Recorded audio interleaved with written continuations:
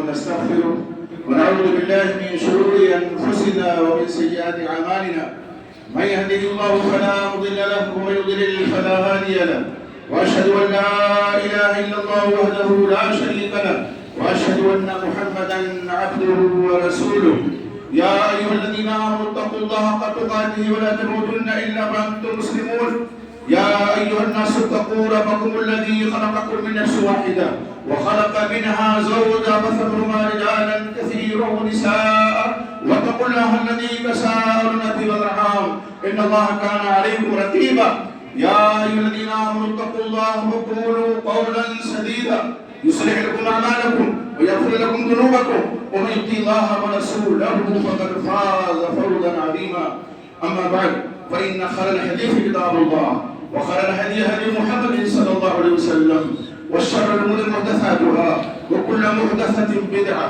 وكل بدعة ضلالة وكل ضلالة في النار. أعوذ بالله السميع العليم من الشيطان الرجيم. بسم الله الرحمن الرحيم. تتجافى جنوبهم عن المضاجع يدعون ربهم خوفا وطمعا ومما رزقناهم ينفقون فلا تعلم نفس ما أخفي لهم من قرة أعين جزاء بما كانوا يعملون. وقال النبي صلى الله عليه وسلم من قام رمضان إيمانا واحتسابا غفر له ما تقدم من ذنبه. اللہ رب العزت کی تعریف و توصیف اور امام الانبیاء سید الاولین آخرین امام آدم محمد رسول اللہ صلی اللہ علیہ وسلم پر بے شمار درود و سلام کے بعد اللہ کا فضل و احسان ہے کہ رمضان المبارک کی مبارک اور مسعود ساعتیں اللہ رب العزت نے ہمیں میسر کی ہیں اور اس ماہ مبارک میں روزہ رکھ کر کے قیام اللیل کر کے صدقہ و خیرات کے ذریعے سے اور جو صاحب نصاب ہیں وہ زکوٰۃ مفروضہ ادا کر کے اس مہینے میں جن کا سال مکمل ہوتا ہے ہم سب اپنے رب کو راضی کرنے کی کوشش و کاوش کر رہے ہیں. یہ مہینہ اللہ رب العزت نے جو عطا کیا ہے اللہ کا ہم پر عظیم احسان ہے. عبادتوں کا خالص مہینہ اور مہینوں میں مکلف ہیں اللہ کی عبادت کے. ہم نمازیں اور مہینوں میں پڑھتے ہیں, نفلی روزے اور مہینوں میں رکھتے ہیں, صدقات و خیرات اور مہینوں میں کرتے ہیں, لیکن یہ محترم بشان مہینہ جو اللہ نے ہمیں عطا کیا ہے یہ خالص ہم اس کو عبادت کے لیے بنا دیتے ہیں, اللہ کی عبادت کے لیے, اور ہونا بھی چاہیے.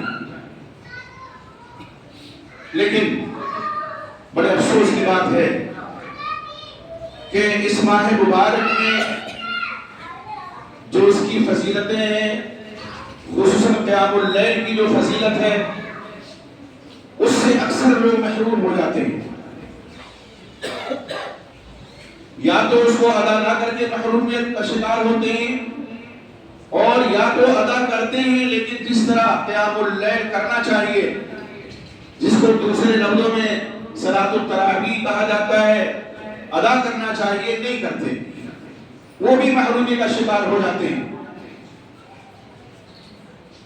اللہ رب العزت کے وہ بندے جو جب اللہ کی آیات کے ذریعے ان کو نصیحت کی جاتی ہے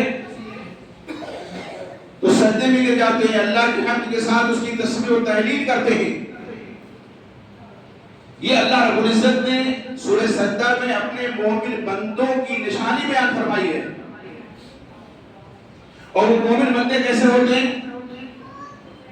تتجافى جنوبهم عن المضاجع, ان کے پہلو بستروں سے الگ ہو جاتے ہیں اور مہینوں میں پوری رات وہ سوتے ہیں, فرائض کا صرف اہتمام کرتے ہیں. لیکن یہ مہینہ جب خصوصیت کے ساتھ آتا ہے, اس آیت میں رمضان کا ذکر نہیں ہے لیکن اس آیت کے مصداق کتنے خوش نصیب بن جاتے ہیں اس مہینے میں اپنے پہلو بستروں سے الگ کر دیتے ہیں. اللہ کے مومن بندے تو ہمیشہ جیسے جو تہجد کا اہتمام کرتے ہیں, قیام اللیل کا اہتمام کرتے ہیں اور جس کی بڑی فضیلت ہے جہنم سے اللہ کو آزاد کر دیتا ہے, متقی اللہ کے بندے ہوتے ہیں اللہ کے قریب ہو جاتے ہیں، اللہ کی قربت کو حاصل ہو جاتی ہے صلاۃ اللیل، قیام اللیل، صلاۃ التہجد پڑھ کے۔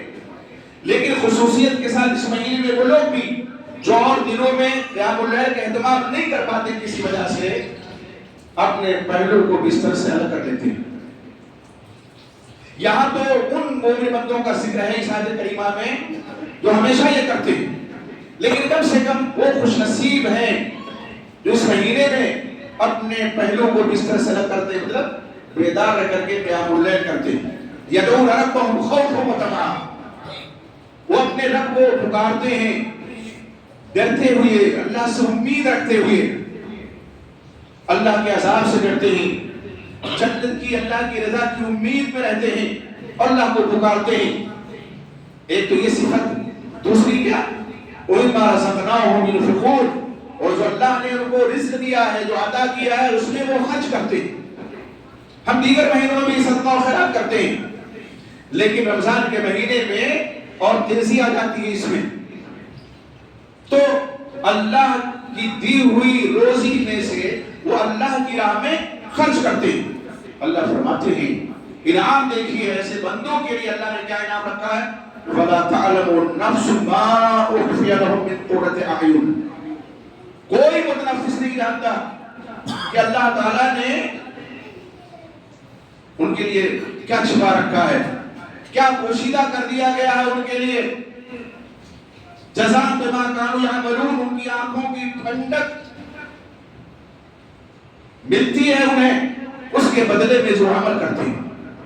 تو اللہ کیا فرماتے ہیں، فَلَا تَعْلَمُ نَفْسٌ مَا أُخْفِيَ لَهُم، کوئی متنفس نہیں جانتا ان کے لیے کیا پوشیدہ کر دیا گیا ہے، کیا چھپا دیا گیا ہے آنکھوں کی ٹھنڈک سے۔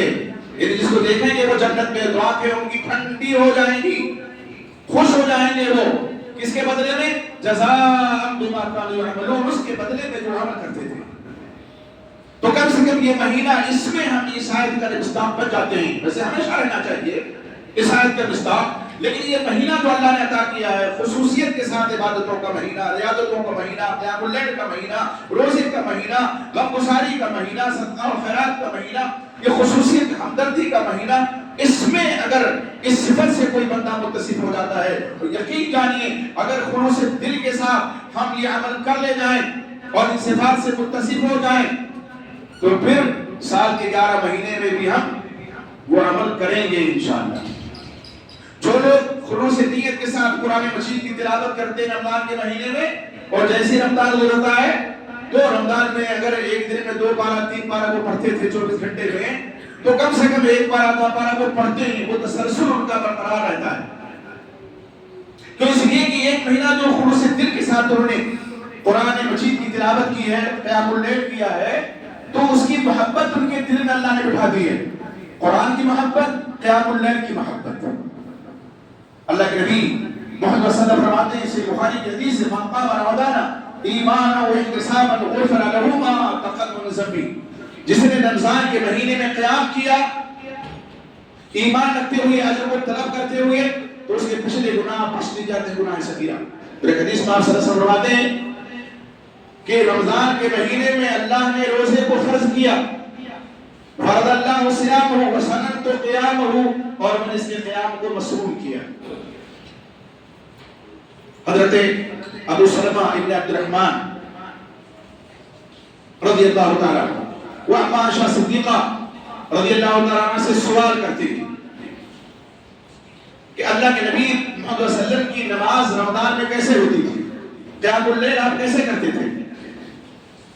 فرماتی ہیں عائشہ صدیقہ رضی اللہ تعالیٰ عنہ، ما کان یزید وسلم فی رمضان ولا فی غیرہ الی 11 رکعۃ، اللہ کے وسلم رمضان ہو یا غیر رمضان ہو 11 رکعت سے زیادہ قیام اللیل نہیں کرتے تھے۔ بات آ گئی ہے تو یقین جانیے یہ قیام اللیل کا اہتمام آپ کا تھا۔ ایک حدیث میں آپ صلی اللہ علیہ وسلم کے بارے میں عائشہ فرماتی ہیں کہ آپ اتنا لمبا قیام فرماتے تھے حتی طار مقدمہ، یہاں تک کہ آپ کے پائے مبارک میں برم آ جاتا تھا، سوجن آ جاتی تھی۔ بات آئی ہے یقیناً کلیجہ کو آتا ہے کہ جب رمضان کا مہینہ آتا ہے تو یہ مہینہ ایسا ہے کہ میں نے اس سے قبل بیان کیا ہوگا اور آپ نے بارہا سنا ہے، ایک ندا دینے والا اللہ کی طرف سے ندا دیتا ہے کہ اے خیر کے طلبگار آگے بڑھ، اور اے شر کے مترازی پیچھے ہٹ جا، رک جا۔ لوگ کیا کرتے ہیں؟ خیر طلب کرنے کا جذبہ نہیں، قیام اللیل کا جذبہ نہیں، رمضان کے روزوں میں اخلاص نہیں، ایک فروعی مسئلے کو لے کر کے آستینے چڑھا دیتے ہیں، ایک فروعی مسئلے کو لے کر کے حرب و ضرب کی نوبت آ جاتی ہے۔ ابھی 4-5 دن پہلے میں نے فیس بک پہ ایک قاسمی صاحب کی پوسٹ پڑھی، یقیناً دل دکھتا ہے۔ کون کہتا ہے کہ آپ نماز نہ پڑھیے، قیام اللیل زیادہ نہ کیجیے، کیجیے نا، لیکن کم سے کم جو سنت ہے اس کو سنت کہیے، اور جو سنت پر عمل کرتے ہیں ان کو کہیے وہ سنت پر عمل کرتے ہیں۔ جانتے ہیں کیا لکھا؟ کہا مسلمانوں کے ہاں تو تراویح 20 رکعت ہے اور غیر مسلموں کے ہاں 11 رکعت ہے۔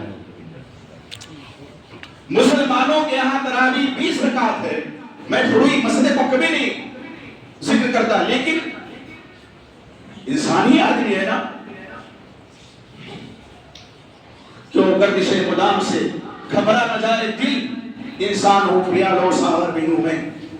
اب کتنی بڑی جرأت و جسارت دیکھیے، ایک بڑے دارالعلوم کا فارغ، ایک اپنے آپ کو عالم کہلانے والا، اگرچہ یہ بات جہالت سے بھی بدتر اس نے کی، کہا مسلمانوں کے ہاں تو تراویح 20 رکعت ہے اور غیر مسلموں کے ہاں 8 رکعت۔ وہ حدیث بھول گئے جس میں آپ صلی اللہ علیہ وسلم نے فرمایا اگر کوئی کسی مسلمان کو کافر کہتا ہے اور اگر وہ کافر نہیں ہے تو کہنے والا خود کافر ہو جاتا ہے۔ ہمیں یہ حدیث یاد آ گئی آپ صلی اللہ علیہ وسلم کی، اور یاد آ جانی چاہیے۔ ہم کبھی بھی اس مسئلے کو نہیں اٹھاتے ممبر سے، کبھی نہیں اٹھاتے، کبھی نہیں اٹھایا ہم نے، لیکن جو سنت رسول کی پیروی میں یہ عمل کرتے ہیں۔ بھی اما عائشہ صدیقہ رضی اللہ تعالیٰ عنہا سے جب پوچھا گیا، حضرت ابو سلمان بن عثمان نے پوچھا تو کیا جواب دیتی ہے؟ رمضان ہو غیر رمضان ہو 11 رکعت سے زیادہ نہیں۔ اور آپ کہتے ہیں کہ غیر مسلموں کا عمل ہے، غیر مسلم کیا نماز پڑھتا ہے، غیر مسلم کیا قیام اللیل کرتا ہے؟ کوئی پاگل بھی نہیں کہہ سکتا ہے، لیکن جرأت و جسارت دیکھیے، اور ایسے کیسے کس طرح بدنام کیا جاتا ہے سنت کی پیروی کرنے والوں کو، سنت رسول پر سمجھ چلنے والوں کو۔ ہم نہیں کہتے کہ آپ نہ پڑھیں، آپ پڑھیں جتنا چاہے پڑھیں، لیکن کم سے کم جو سنت رسول ہے اس کو سنت رسول کہیے۔ اور ایک حدیث کو لے کر کے جو ضعیف ہے سندن، حضرت عمر فاروق رضی اللہ تعالیٰ عنہ کے زمانے کا ذکر ہے، موطا امام مالک کی روایت ہے، یزید بن رومان جس کے راوی ہیں وہ کہتے ہیں کان الناس یصلون فی زمن عمر 23 رکعت، لوگ حضرت عمر فاروق رضی اللہ کے زمانے میں 23 رکعت پڑھتے تھے۔ یہ روایت صحیح ہے، یزید بن رومان نے حضرت عمر کا زمانہ نہیں پایا، یہ کہتا ہے بیچ میں یہ سند کٹی ہوئی ہے، اور اس سے پہلے اسی موطا امام مالک میں حضرت سعید بن یزید رضی اللہ عنہ کی روایت موجود ہے واضح الفاظ میں، کیا ہے؟ امر عمر خطاب رضی اللہ تعالیٰ عنہ ابی بن کعب وتمیم الداری ان یقوم للناس 11 رکعت۔ حضرت فاروق رضی اللہ عنہ نے ابی بن کعب کو تمیم الداری کو حکم دیا کہ لوگوں کو 11 پڑھائیں، 11 رکعت پڑھائیں۔ کہتے ہیں کہ قاری 100 آیت والی سورتیں پڑھتا، اور طول قیام کی وجہ سے ہم لاٹھیوں پہ ٹیک لگا لیتے تھے، کتنا لمبا قیام ہوتا تھا۔ یہ حدیث صحیح ہے، حضرت فاروق کا حکم ہے۔ ہم یزید بن رومان والی روایت کو اگر مان بھی لیں تو اس میں کا حکم ہے حضرت عمر کا، نہ یہ ذکر ہے کہ کہاں کے لوگ پڑھتے تھے، وہ کون لوگ تھے جو 23 پڑھتے تھے، یہ بھی ذکر نہیں ہے۔ حضرت عمر کے زمانے کا ذکر ہے، تو حضرت عمر کے زمانے میں تو قادسیہ فتح ہوا، ایران فتح ہوا، بہت سے ممالک فتح ہوئے، پتہ ہی نہیں ہے کہاں کے لوگ پڑھتے تھے، لیکن یہاں تو باقاعدہ حضرت عمر فاروق رضی اللہ عنہ کا حکم موجود ہے، امر عمر خطاب رضی اللہ عنہ۔ اور کیوں نہ ہو حضرت عمر فاروق رضی اللہ تعالیٰ عنہ وہ اس شخصیت کا نام ہے کہ نبی اکرم محمد رسول اللہ صلی اللہ علیہ وسلم کے حکم کی خلاف ورزی اگر کوئی کرنے لگتا تو آپ صلی اللہ علیہ وسلم کی پیشانی مبارک میں سلبٹیں تو بعد میں آتی تھی، عمر فاروق کی تلوار نام سے پہلے باہر آ جاتی تھی۔ اللہ کے رسول کہیے حکم دیجئے میں اس منافق کی گردن مار دوں۔ آپ صلی اللہ علیہ وسلم کہ خلاف ورزی کیا حضرت فاروق کر سکتے ہیں؟ ایک لمحے کے 1000 حصے بھی نہیں سو سکتے. تو آپ صلی اللہ علیہ وسلم کا جو عمل تھا سیدہ عائشہ صدیقہ رضی اللہ تعالیٰ عنہ کے فرمان کے مطابق اسی طرح سے ایک روایت صحیح ابن حبان کی ہے. حضرت جابر بن عبداللہ رضی اللہ عنہ اس کے راوی ہیں، وہ کہتے ہیں صلی اللہ علیہ وسلم فی شہر رمضان، شہر رمضان کا ذکر ہے، ہمیں اللہ علیہ وسلم نے رمضان کے مہینے میں نماز پڑھی. کتنی؟ 8 رکعت، 8 رکعت، وأوتر اور وتر. فلما كانت الليل القابلہ، اگلی جب رات آئی، یہ روایت میں 1-2 رات آپ نے پڑھائی، پھر تیسری یا چوتھی رات ہے، اجتمعنا فی المسجد، ہم مسجد میں اکٹھا ہو گئے مسجد نبی میں، ورجونا ان یخرج فیصلی بنا، اور ہم اس امید میں تھے کہ آپ حجرہ شریفہ سے باہر نکلیں اور ہمیں آپ نماز پڑھائیں. فاقمنا فیہ حتی اصبحنا، ہم اسی مسجد میں ٹھہرے رہے یہاں تک کہ ہم نے صبح کر دی. فقلنا یا رسول اللہ، ہم نے کہا اللہ کے رسول، صحابہ نے کہا رجونا، ہمیں تو امید تھی ان تخرج فتصلی بنا، آپ نکلیں گے ہمیں آپ نماز پڑھائیں گے، قیام اللیل کرائیں گے جماعت کے ساتھ. قال، آپ نے فرمایا انی کریت و خشیت، میں نے ناپسند کیا، میں ڈرا ان یکتب علیکم بالوتر، کہ تمہارے اوپر یہ فرض نہ کر دی جائے. اس خدشے سے آپ نے 3 رات قیام کروایا، جس کو بعد میں صلاۃ التراویح لوگ کہنے لگے. وہ حرج نہیں، نام میں کیا رکھا ہے؟ ایک آدمی کے کئی نام ہوتے ہیں نا، پیدا ہوا تو والد ماں باپ نے کچھ اور نام رکھا، پڑھ لکھ کر کے ڈاکٹر ہو گیا تو ڈاکٹر صاحب ہو گیا، انجینئرنگ کی تو انجینئر صاحب ہو گیا. تو صفاتی بھی نام ہوتے. اب یہ تربیت سے مشتق ہے. اتنا لمبا قیام کرتے تھے، سلف کہتے ہیں کہ ایک تو لاٹھی کا ذکر بھی آیا، دیکھ لگا لیتے تھے صحابہ کرام، اتنا لمبا قیام ہونے کا رضوان فرماتے تھے. اور جو قاری ہوتے تھے اس وقت کے امام، تو جب دیکھ لگا لیا تو کچھ آرام مل گیا، راحت مل گئی. یا تو تربیہ اس لیے ہے یا ہر 2 رکعت میں سلام پھیرا جاتا ہے اس لیے، تو اس کا نام تراویح رکھا گیا. یہ ارتجاع رحمۃ اللہ علیہ اور صحیح ابن حبان کی روایت میں کہتے ہیں جا او ابن کا دلیل دیکھیے، جماعت کے ساتھ آپ صلی اللہ علیہ وسلم نے نماز پڑھائی 3 رات، پھر آپ نے جماعت کو ترک کر دیا کہ یہ فرض نہ ہو جائے. لیکن بعد میں تو وہی کا سلسلہ آپ کے جانے کے بعد بند ہو گیا، تب یہ تو خدشہ ختم ہو گیا نا. لیکن آپ صلی اللہ علیہ وسلم کہتے ہیں مسعود ہی میں حضرت عمر نے کہا، کیا کہتے ہیں؟ حضرت جابر فرماتے ہیں جاء ابن کعب رضی اللہ تعالیٰ عنہ نبی صلی اللہ علیہ وسلم، ابن کعب رضی اللہ عنہ نبی صلی اللہ علیہ وسلم کے پاس آئے. فقال یا رسول اللہ، تم نے کہا اللہ کے رسول، کان منی اللیلۃ شیء، آج کی رات کچھ میرے ساتھ ہوا. وہ کچھ کیا ہوا اس کا ذکر فرماتے ہیں. پھر رمضان میں، رمضان کا لفظ ہے رمضان میں، قالو فرمایا وہ کیا ہے، وہ کیا ہے؟ اور تو انہوں نے کہا نسوۃ فی داری، میرے گھر کی کچھ عورتیں، محلے کی کچھ عورتیں. قلنا، انہوں نے کہا انا لا نقرأ القرآن، ہم قرآن نہیں پڑھ سکتے. فنصلی بصلاۃ، تو آپ کی اقتداء میں ہم نماز پڑھنا چاہتے ہیں. قال فصلیت بہن 8 رکعات، تو ہم نے ان کو 8 رکعت پڑھائی نماز. قیام اللیل صلاۃ التراویح کتنی؟ اور ہم نے کہا بتا 8 رکعت. ثم اوتر، تو پھر میں نے وتر کیا. قال جابر فرماتے ہیں کان شبہ الرضا ولم یقل شیئا، آپ صلی اللہ علیہ وسلم نے گویا کہ رضا کا اظہار فرمایا، شبہ رضا، اور کچھ نہیں کہا، آپ نے سکوت اختیار فرمایا. اور آپ کا سکوت کی یہ دلیل ہے اس بات کی کہ آپ صلی اللہ علیہ وسلم نے نکیر نہیں فرمائی، اس کو پسند کیا. اس سے 2 مسئلے معلوم ہوئے کہ مرد عورتوں کی جماعت کرا سکتا ہے. دوسری بات کہ اللہ کے رسول صلی اللہ علیہ وسلم کے زمانے میں بھی جماعت کے ساتھ تراویح کی نماز، قیام اللیل یا صلاۃ اللیل یا صلاۃ التہجد جو حدود سے یہ لوگ پڑھتے تھے. اب یہ کہنا لوگوں کا کہ حضرت عمر فاروق رضی اللہ عنہ نے جماعت کا اہتمام کروایا، بہت سے لوگ طنز کرتے ہیں، کہتے ہیں آپ صلی اللہ علیہ وسلم نے تو 3 ہی رات پڑھائی تھی نماز جماعت کے ساتھ، تو 3 ہی رات پڑھو. یہ مکمل مہینہ قیام اللیل یا تراویح کیوں پڑھتے ہو تم لوگ؟ ہم کہتے ہیں اللہ کا فضل، یہ ہمارا نصیبہ ہے، وہ تمہارا نصیبہ ہے کہ 3 رات میں لپیٹ کر کے قرآن نہ پڑھتے ہو.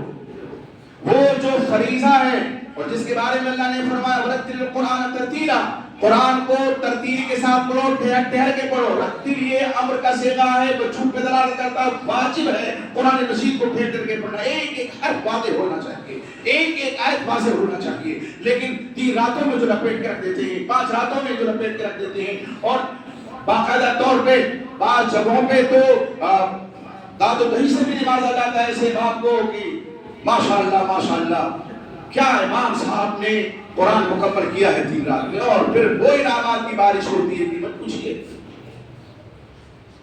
قیام اللیل کا ثواب، اس سے محرومیت. قرآن مجید کی تلاوت کا جو ثواب ملنا تھا صلی اللہ علیہ وسلم، جتنا ثواب پڑھنے والے کو اتنا ہی ثواب سننے والے کو.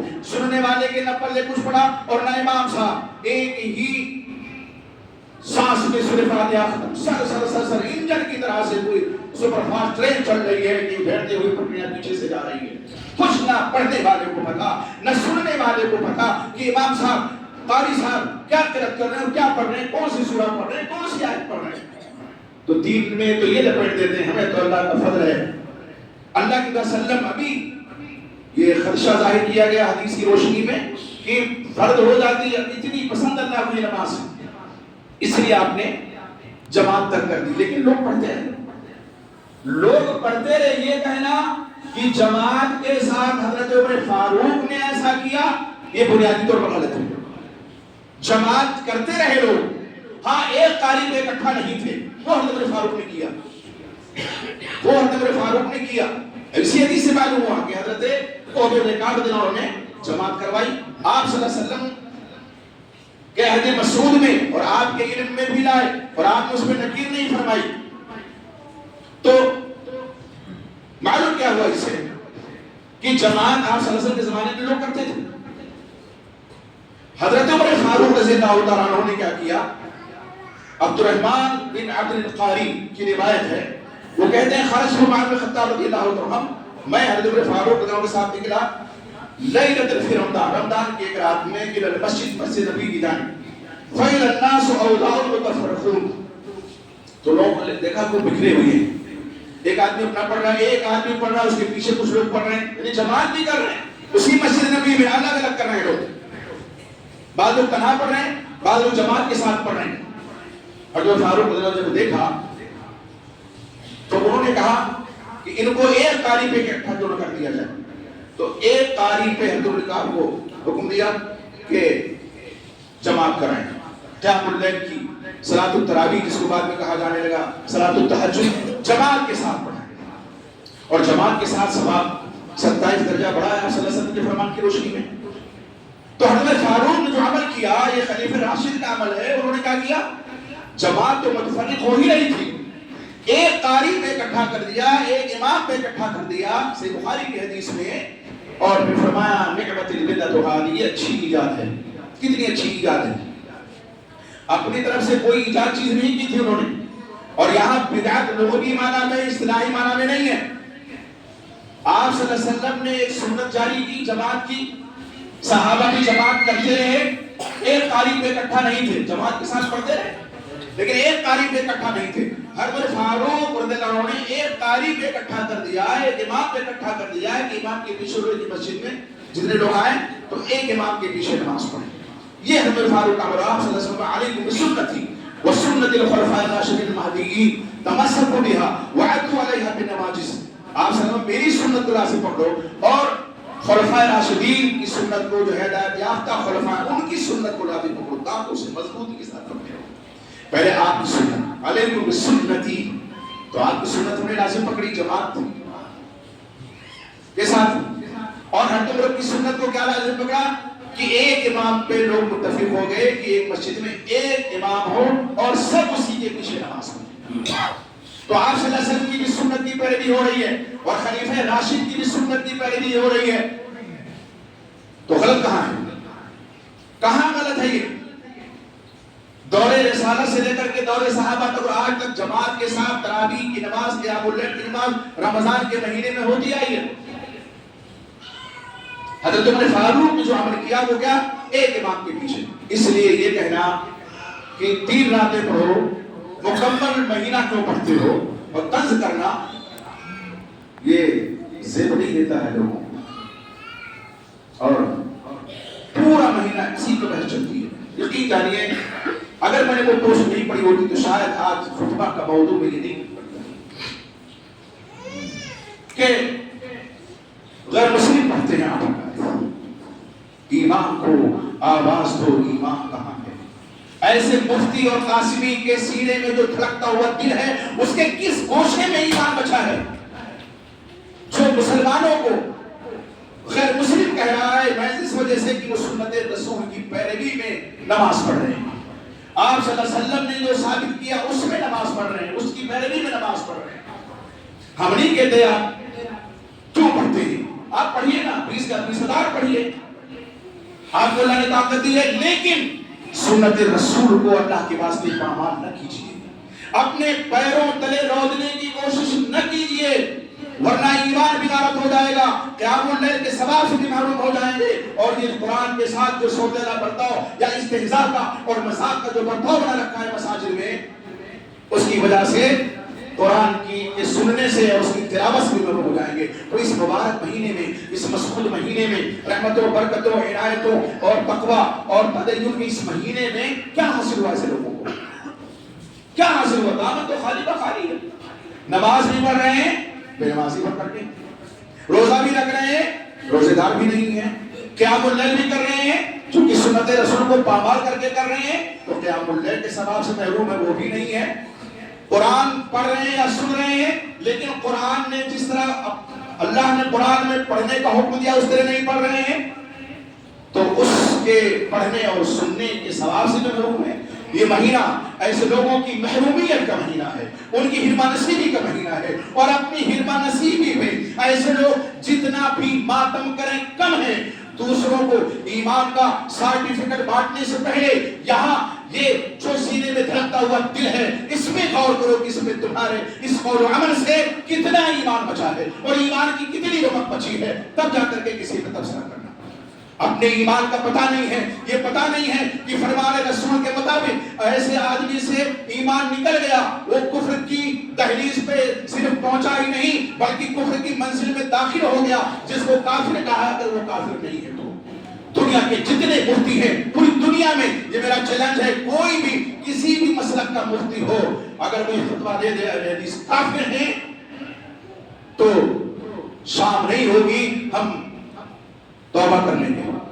لیکن کوئی مفتی یہ فتویٰ نہیں دے سکتا. پتہ نہیں کیا کھا کر کے یہ پوسٹ ڈالی گئی فیس بک پر, میں نہیں جانتا, لیکن اتنا تو طے ہے اور بڑی ذمہ داری کے ساتھ کہہ رہا ہوں, اگر ایسے شخص نے مطعون کیا ہے اور غیر مسلم قرار دیا ہے تو اللہ کے وسلم کے اس فرمان کا ضرور مستحق بن گیا ہے کہ وہ کافر ہو گیا. میں کافر نہیں کہتا, کسی کو وہ کافر کہنا بھی نہیں چاہیے. ہمارا تو منہج یہ ہے کہ کوئی بھی لا الہ الا اللہ محمد رسول اللہ کا قائل ہے اگر وہ کلمہ پڑھنے والا ہے اس کی تکفیر نہیں کر سکتے. ہاں اس کی عمل کو اگر وہ بدعت عمل کرتا ہے بدعات تو اس میں مبتلا, تو یہ کہیں گے کہ عمل یہ بدعات کا ہے, شرکی اعمال و افعال ہے. لیکن کسی کو کافر کہیں یہ منہج صحابہ نہیں ہے, یہ منہج سلف نہیں ہے, یہ ہمارا وتیرہ نہیں ہے, یہ کتاب و سنت میں کہیں موجود نہیں ہے. اس لیے اس مبارک مہینے میں جو ایام بچے ہیں میں اپنے لوگوں کو بھی نصیحت کرتا ہوں کہ 8 اور 20 کی بحث کم سے کم اس مہینے میں چھوڑ دیجیے. کئی سال ہو گئے میں نے ذکر کیا ہوگا, میرے پاس ڈاک کے ذریعے سے یا کسی ذریعے سے پمفلیٹ آیا بڑی تعداد میں, اس میں 8 رکعت تراویح کے دلائل تھے. میں چاہتا تو لوگوں کو بانٹ دیتا لیکن میں نے تقسیم نہیں کیا کہ یہ بحث رمضان میں چھڑ جائے گی خواہ خواہ. اسی میں لوگ پڑھے رہے کو ڈالتے ہیں, گالیاں تک جب وہ لوگ دیتے ہیں, اب جب کفر تک پہنچا دیا تو اور گالی دینے میں کیا ہے. اچھا یہ دونوں طرف سے ہوتا ہے. اس لیے میں کم سے کم خود کو نصیحت کرتا ہوں اور اپنے لوگوں کو نصیحت کرتا ہوں کہ اللہ کے واسطے اس بحث میں نہ پڑھیے. آپ کو اللہ نے جو توفیق دی ہے آپ پڑھیے, سنت رسول سمجھ کے آپ پڑھ رہے ہیں تو ایک تو قیام اللیل کا تراویح کا آپ کو ثواب ملے گا, دوسرا ثواب اور اجر ملے گا سنت رسول کی پیروی کا. تو آپ تو ڈبل اجر کے مستحق بن گئے ہیں. اپنا نصیبہ دیکھیے, اللہ کا فضل و احسان دیکھیے, اللہ کا کرم, اس کی نوازش دیکھیے, اس پر اللہ کا شکر ادا کیجیے. بحثوں میں بیجا مت پڑھیے. اللہ سے دعا ہے کہ اللہ تعالیٰ جو ایام میں باقی ہیں یہ ایام میں ہم سب کو نصیب فرمائے اور ہم نمازیں پڑھیں, قیام اللیل کریں, روزہ رکھیں, غربا مساکین کا خیال کریں, صدقات و خیرات سے دوسرے کی مدد کریں, اور جو صاحب نصاب ہے اور جن پر اس مہینے میں سال پورا ہو رہا ہے وہ زکات تک بھی نکالیں. اللہ ہم سب کو اس کی توفیق عطا فرمائے. اللہ تیرے عزت بندے ہیں, گنہگار سیاہکار ہیں, لیکن میرے مولا تیرے دستاویزہ ہیں. اللہ ہمارے گناہوں کو معاف فرما, ہمارے غصوں کو معاف فرما, ہماری خطاؤں کو معاف فرما. اللہ مجھے بیمار کو شفا عطا فرما. ہمارے بھائی جو قرضدار ہیں کوئی آسان سی زمین پیدا فرما دے, ان کا قرض دور ہو جائے. ہمارے مسلمان بھائی جو دنیا کی کسی خطے پریشان حال ہیں, اللہ کی پریشانی کو دور فرما دے. اللہ رب العزت ہمیں ایک بنا, نیک بنا, ہمارے صفوں میں اتحاد و اتفاق پیدا فرما دے. اللہ رب العزت جو گم گشتہ مسلمان ہیں, اللہ کو راہ ہدایت نصیب فرما. صراط مستقیم پر ہم سب کو گامزن فرما دے. کتاب و سنت اور ہمارے صحابہ پر ہم چلنے لگے, اس کی توفیق عطا فرما. اللہ رب العزت ہمیں جن کے والدین یا والدین سے کوئی حیات نہ توفیق عطا فرما, ہم ان کی خدمت کر کے تیری رضا حاصل کرنے. اللہ جن کے والدین یا والدین سے کوئی جن کی وفات ہو چکی ان کے والدین کو مغفرت فرما. اللہ جو مرد مومن خواتین جن کی وفات ہو چکی ہے, اللہ ان کی مغفرت فرما. اللہ تمام مومن مرد مومن خواتین کو جنت الفردوس میں اعلیٰ مقام عطا فرما. اللہ تعالیٰ جس طرح تو نے ہمیں اکٹھا کیا, اللہ توفیق عطا فرما. ہم تیرے رضا پاک جنت میں اکٹھا ہیں. اللہ یہ وطن ہمارا پیارا وطن ہے, اس وطن سے فطری محبت ہے. اللہ ہمیں اپنی وطن میں امن و امان کی زندگی عطا فرما. ہماری عزت و آبرو کی حفاظت فرما. ہماری جان ہمارے مال کی حفاظت فرما. ہمیں ظالموں کی ظلم و ستم سے محفوظ فرما دے. اللہ ہمیں ظالموں کی ظلم و ستم سے محفوظ فرما دے. اللهم انا نجعلك في نورهم ونعوذ بك من شرورهم. اللهم انا نجعلك في نورهم ونعوذ بك من شرورهم. اللهم انا نجعلك في نورهم ونعوذ بك من شرورهم. اللہ رب العزت جب تک اس دنیا میں ہم سب زندہ ایمان کی حالت میں زندہ رہیں, اور جب ہم سب اس دنیا سے جانے لگے تو ہم سب کے لبوں پہ اشہد لا الہ الا اللہ واشہد ان محمدا عبدہ ورسولہ ہو. اللہ ہمارا خاتمہ ایمان پہ ہو, توحید پہ ہو. ہم سب کو یہ توفیق عطا فرما. آمین.